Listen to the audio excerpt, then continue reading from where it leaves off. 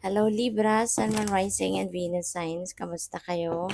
Sana po nasa mabuti kayong kalagayan. Welcome back po sa Star Tarot. At kung bago kayo dito, welcome din po kayo. Please subscribe, like, share my videos, and leave me a comment kung naka-resonate po kayo. So, first card ni Libra, we have a rebirth is assured. So, meron ditong transformation, pagbabago na magaganap. So this is really going to be a change, no, na mangyayari. And this could be in different areas of life, depende yan sa inyong sitwasyon. Pero ito yung tipong pagbabago na gusto ninyo. Parang ito yung tipong pagbabago na hinahangad ninyo ng medyo, may katagalan na. And finally, 'di ba, a change is coming. Kumbaga, meron ng pagkakataon kayo ngayon na mabago itong sitwasyon na ito. So, we have transformation is beautiful. Di, paalala ito sa inyo.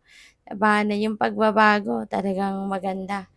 Diba? Kapag meron tayong binabago sa ating sitwasyon sa buhay natin, diba, that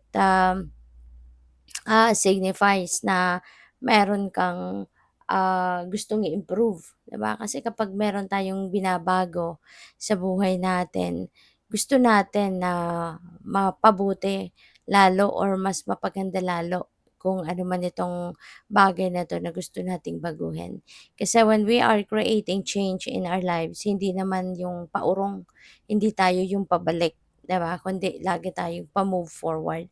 Kaya this could be a beautiful change talaga, 'no? And depende 'yan, tulad ng sinabi ko kanina, depende 'yan sa inyong sitwasyon kung ano yung gusto ninyong mabago. O puwedeng gusto ninyong baguhin yung pag-uugali ninyo, behavior, paniniwala, filosofiya, 'di ba? Pupuwede rin na meron kayong babaguhin, 'no, dynamic sa relationship, mga ganyan, or itsura ninyo. Puwedeng you want to improve, your physical appearance, puwedeng gano'n, or iba-iba, trabaho, career, business, mga gano'n. So we have Stag Spirit, take the lead. And so, and you're definitely going to take action sa ngayon para na mabago talaga yung inyong sitwasyon. Maaari din na mayroong mga pangyayari rito sa, kunyari, sa trabaho ninyo or sa pamilya, 'di ba? Maaring ikaw yung magsisimula ng pagbabago. Ikaw yung magpapakita.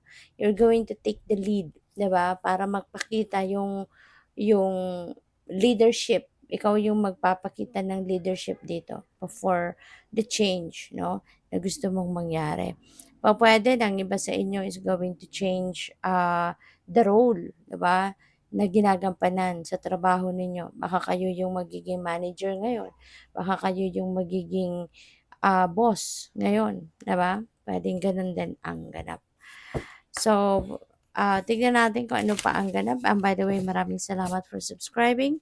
And if you haven't subscribed yet, subscribe na kayo. And also, maraming salamat din for not skipping the ads. Malaking bagay po yan sa akin. And also, please click the join button sa baba ng video kung gusto po ninyo na mag-join kayo sa membership. So we have listening. Ayan. So maybe this is about listening to yourself, listening to your body, to the wisdom of your body. Kasi lalo-lalo na sa mga pagbabagong ito na magaganap sa buhay mo, there could be guidance, no, na maaring pinapadala sa iyo ng divine. You're being sent intuition, or I mean intuitive messages, diba? You're being sent signs, omens to guide you on how you're going to navigate this transformation sa buhay mo.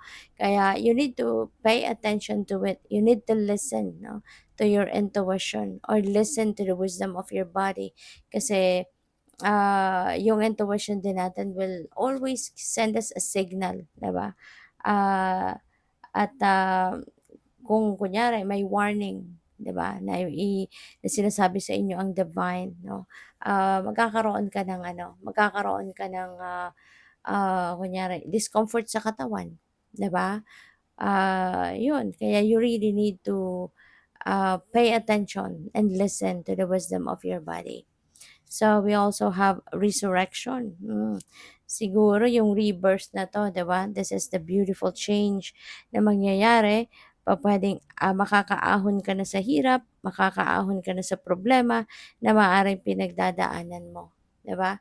Maybe you are finding the solution to your problems, that's why you are going to, resurrect 'no, from that. So siguro ang iba sa inyo dito have hit the rock bottom at maaaring nag-suffer na kayo ng long enough, kumbaga sa sitwasyon na 'to. Depende 'yan 'no, kung anong sitwasyon nito, iba-iba.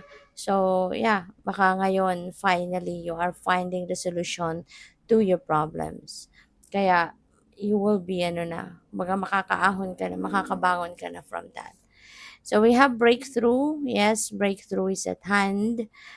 Sometimes, yung breakthrough, dumadating siya at kailangan talagang magkaroon ng distraction, magkaroon muna ng pagsira, kumbaga, no, ng isang bagay or isang sitwasyon in order for you to build or to rebuild, something that has a more solid foundation.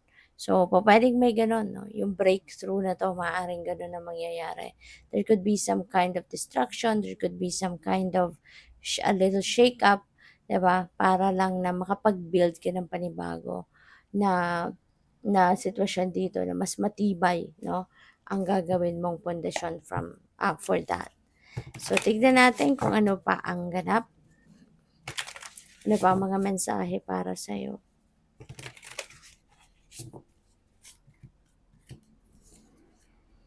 We have Queen of Voices, ayan. So, definitely meron ditong, um, clarity of thought, malilinawan ka na, magiging clear na ngayon yung direksyon na tatahakin mo. You will be more truthful to yourself as well. Siguro isa na din ito sa mga pagbabago na mangyayari. You are going to start to be true to yourself, to be honest to yourself. Pupuwedeng gano'n ang ganap sa ngayon, okay? Kaya magkakaroon ka na ng clarity of thought kasi unang-una susundin mo na kung ano yung binubulong siguro ng sarili mo sa'yo. Binubulong ng isip mo, binubulong ng intuition mo, you are going to be true to that na sa ngayon at susundin mo na ito. So we have the Fool, meron kang sisimulang bagong ganap and that could be anything, but definitely this is something na bago para sa'yo. This is like a total this is totally a new direction na tatahakin mo dito. You've never done this before. You've never been to this situation before. Pero ngayon, maglalakas ng loob ka na, no? Na pasukin ang bagay na to or yung sitwasyon na ito. So, what else? We have the Hierophant energy. So, Hierophant could be this is also a marriage card, no?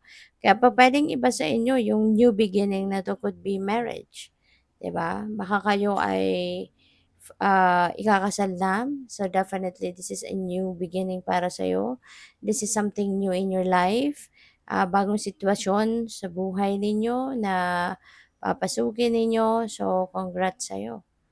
Okay? And puwede rin na since maraming pagbabago ang gagawin mo sa buhay mo sa ngayon, this could also signify that maybe you are seeking for advice from other people.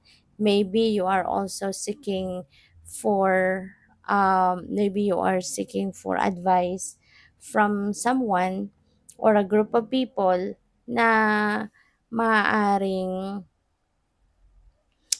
alam mong makakatulong sa'yo. Baka isa itong mentor, baka meron kayong life coach, mga ganyan. Or pupuwedeng meron kayong, pupuwedeng meron kayong mga spiritual guide, spiritual counselor, mga ganyan, 'no? So, maaaring sila yung lalapitan mo para hingan mo ng advice. So, good luck sa'yo. Thank you for watching. Love and light. Namaste.